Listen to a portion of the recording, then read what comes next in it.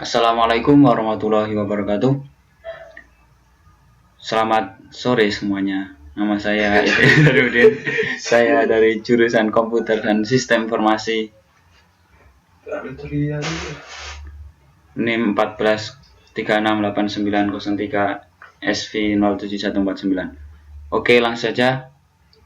Kali ini saya akan menjelaskan tentang komunikasi data. Apa itu komunikasi data?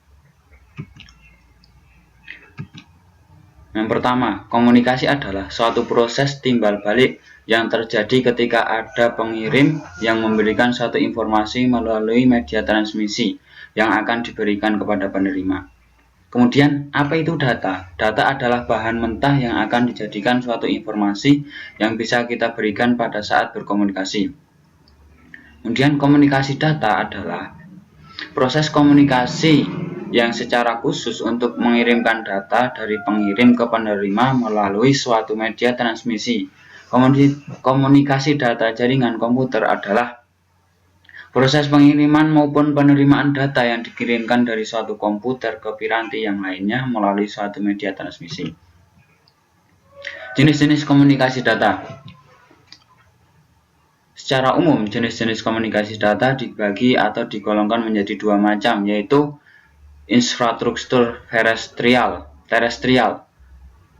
Artinya, aksesnya menggunakan media kabel dan nirkabel. Untuk membangun struktur terestrial membutuhkan biaya yang tinggi. Kemudian, jenis yang kedua yaitu melalui satelit. Wilayah yang dijangkau menggunakan satelit yang lebih luas, Cangkupannya lebih luas sehingga mampu menjangkau sebuah lokasi yang tersembunyi. Kemudian komponen komunikasi. Yang pertama, sumber data. Kedua, pengirim. Ketiga, media transmisi. Yang keempat, penerima. Dan yang kelima, protokol. Apa itu pengertian sumber data? Adalah unsur yang bertugas untuk mengirimkan informasi, misalkan terminal komputer. Pengirim adalah suatu piranti yang kita gunakan untuk mengirimkan data. Media transmisi adalah media yang digunakan sebagai sarana atau alat yang digunakan pada proses pengiriman data. Penerima adalah suatu piranti yang kita gunakan untuk menerima data yang dikirimkan. Kemudian yang kelima, protokol adalah aturan-aturan yang digunakan untuk menyelaraskan kegiatan komunikasi. Macam-macam protokol. Yang pertama, message encoding. Apa itu message encoding? Merupakan proses bagaimana sebuah data diubah dan diformat sehingga dapat diterima oleh pengguna. Kemudian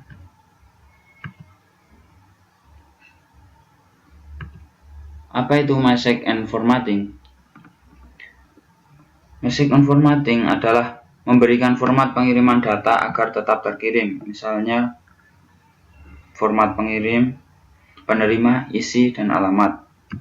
Message size. Apa itu message size? Adalah ukuran tertentu sebuah data agar dapat diterima oleh pengguna.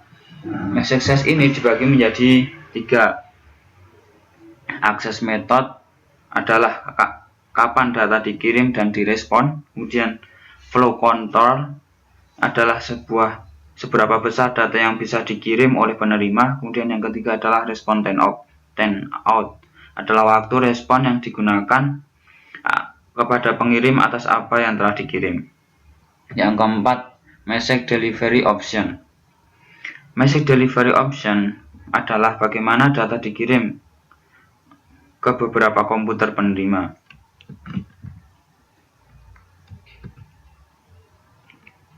Kemudian, apa itu fungsi dari protokol?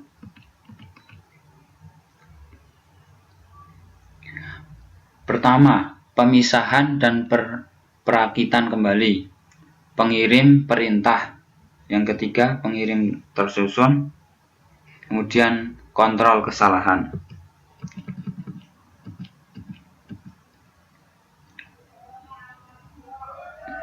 Selanjutnya yaitu sistem komunikasi. Sistem komunikasi offline yaitu sistem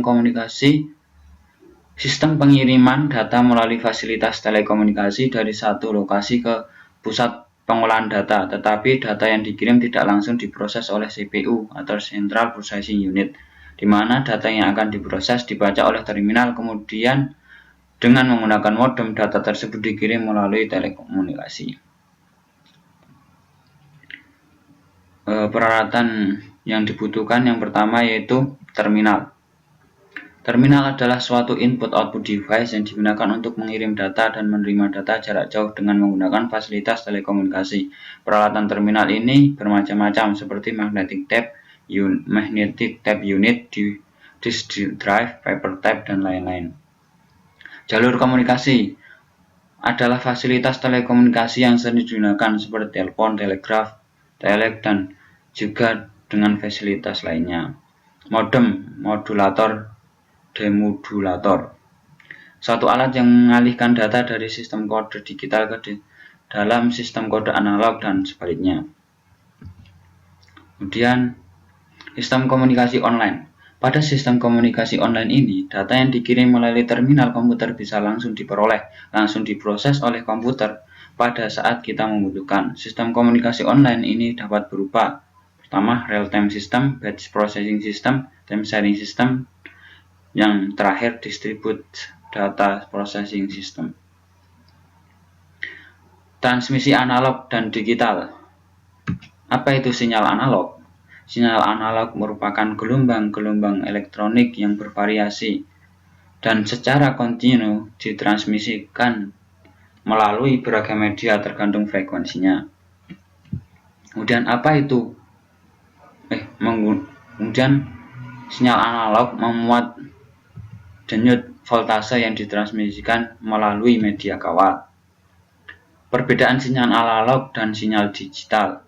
Yang pertama, sinyal analog dirancang untuk suara atau voice, sedangkan digital dirancang untuk data dan suara. Yang kedua, analog tidak efisien untuk data.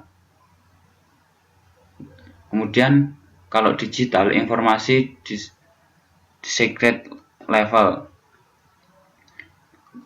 Yang ketiga, sinyal analog banyak terdapat noise dan kesalahan.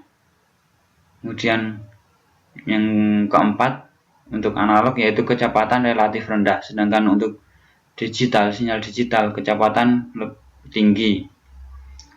Kemudian untuk sinyal analog overhead tinggi, kemudian sinyal digital overhead rendah. Kemudian untuk sinyal digital, setiap sinyal digital dapat dikonversikan ke sinyal analog. Jaringan komunikasi data. Jaringan komunikasi data atau jaringan komputer merupakan sekumpulan komputer yang saling terhubung satu sama lain berdasarkan luas area, local area network, metropolitan area network, dan wide area network. Topologi jaringan merupakan suatu cara untuk menghubungkan komputer atau terminal-terminal dalam suatu jaringan. Model dari topologi jaringan yang ada antara lain star, loop, ring, linear, dan bus. Teknologi telepon nirkabel. Yang pertama, GSM. GSM singkatan dari Global System of Mobile Communication, merupakan sebuah teknologi komunikasi seluler yang bersifat digital. GSM banyak diterapkan pada alat komunikasi bergerak. GSM